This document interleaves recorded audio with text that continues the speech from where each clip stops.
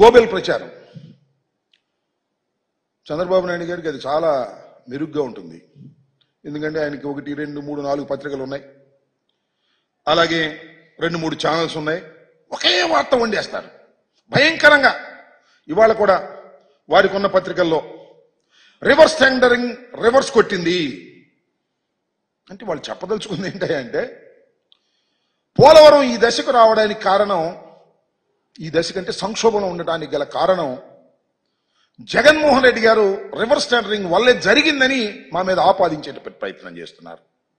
నేను అనేక సందర్భాల్లో చెప్పా, మళ్ళా చెప్తున్నా, కాంట్రాక్టర్ను మార్చడం వల్లనో రివర్స్ టెండరింగ్ వల్లనో పోలవరం ప్రాజెక్టుకు నష్టం జరగలేదు. మరొక్కసారి చెప్తున్నా, కాంట్రాక్టర్ను మార్చడం వల్లనో రివర్స్ టెండరింగ్ వల్లనో పోలవరానికి నష్టం జరగలేదు. నష్టం జరిగిందల్లా మీ తెలివి తక్కువతనం వల్ల. నది డైవర్షన్ పూర్తి కాకుండా, డైవర్షన్ చేయకోకుండా డయాఫ్రమ్ వాల్ వేసి కాఫర్ డ్యాముల నిర్మాణం ప్రారంభించడం వల్ల మాత్రమే ఇవాళ ఇది జరిగిందనేది ఘంటాపదంగా చెప్పగలనని కూడా మనవి చేస్తున్నా. ఆ తప్పును కప్పిపుచ్చుకోవడం కోసం రివర్స్ టెండరింగ్, కాంట్రాక్టర్ను మార్చారు, అందువల్లనే జరిగింది అనేటువంటి మాట మాట్లాడుతున్నారు. పదే పదే పదే మాట్లాడటంతో ఏమో అనేటువంటి భావన ప్రజల్లో కలిగే విధంగా నేను ఇంతకు ముందు అనేక సందర్భాల్లో ఎక్స్ప్లెయిన్ చేశా, డయాగ్రామ్ వేసి కూడా ఎక్స్ప్లెయిన్ చేశా. నేను మనవి చేస్తున్నా, దీనివల్ల కాదు చంద్రబాబు నాయుడు గారు 2019లో త్వరితగతిన పూర్తి చేసి ఎన్నికలకు వెళ్ళాలి అనేటువంటి తాపత్రయంతో ప్రోటోకాల్ లేకోకుండా, నది డైవర్షన్ పూర్తి కాకోకుండా నది మధ్యలో కాఫర్ డ్యాములు వేసేటటువంటి ప్రయత్నం చేయటం వల్ల మాత్రమే ఈ తీవ్రమైనటువంటి నష్టం జరిగింది. ఇవాళ నష్టం జరగడానికి ప్రధానమైన కారణం చంద్రబాబు నాయుడు గారు, వారి ప్రభుత్వం 5 సంవత్సరాలు చేసినటువంటి విధానం అని కూడా ఈ సందర్భంగా నేను చెప్పదలుచుకున్నాను. పోలవరం మీద చంద్రబాబు నాయుడు గారికి చిత్తశుద్ధి లేనే లేదు. పోలవరంలో వచ్చేటటువంటి డబ్బుల మీద మాత్రమే ఆయనకి చిత్తశుద్ధి ఉంది అనే విషయాన్ని మరొకసారి గుర్తు చేస్తున్నాను. నేను చెప్పింది కాదు, వారి పార్ట్నర్గా ఉన్నటువంటి మోడీ గారే అది ఏటీఎంగా ఉపయోగించుకుంటున్నారనేటువంటి మాట చెప్పినటువంటి సందర్భాలు ఉన్నాయని కూడా ఈ సందర్భంగా నేను మనవి చేస్తున్నాను. కాబట్టి ఇప్పటికైనా నేను సవినయంగా చంద్రబాబు నాయుడు గారిని, తెలుగుదేశం పార్టీని, ప్రభుత్వాన్ని రిక్వెస్ట్ చేస్తున్నాను. ప్రజల్లో తీవ్రమైనటువంటి అనుమానాలు ఉన్నాయి. దానికి కారణం మీరే, ఎవరు కాదు.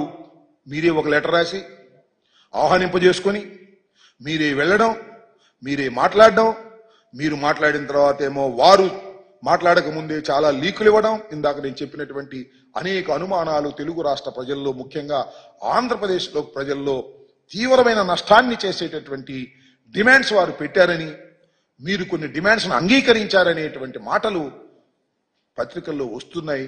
దీనికి క్లారిఫికేషన్ ఇచ్చుకోవడం మీకు మంచిదని మనవి చేస్తున్నాం. మాకు కాదు, మీకు మంచిది.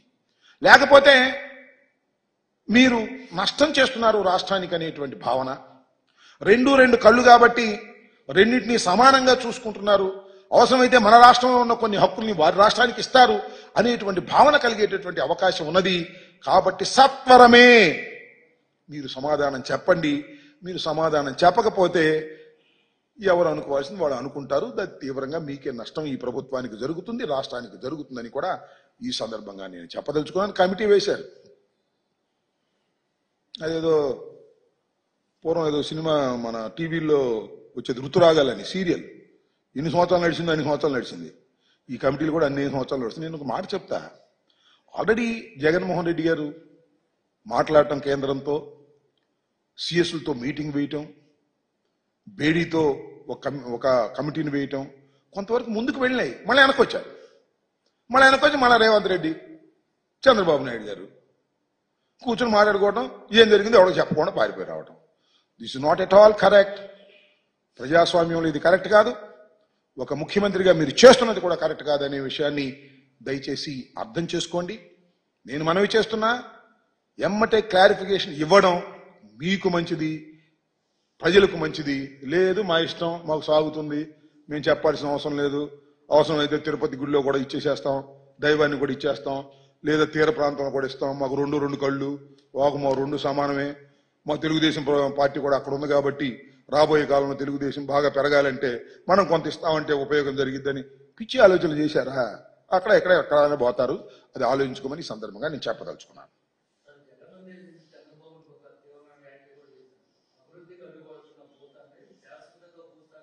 ఇవాళ చంద్రబాబు నాయుడు గారు జగన్మోహన్ రెడ్డి గారి మీద అనేకమైన వ్యాఖ్యలు చేస్తున్నారు.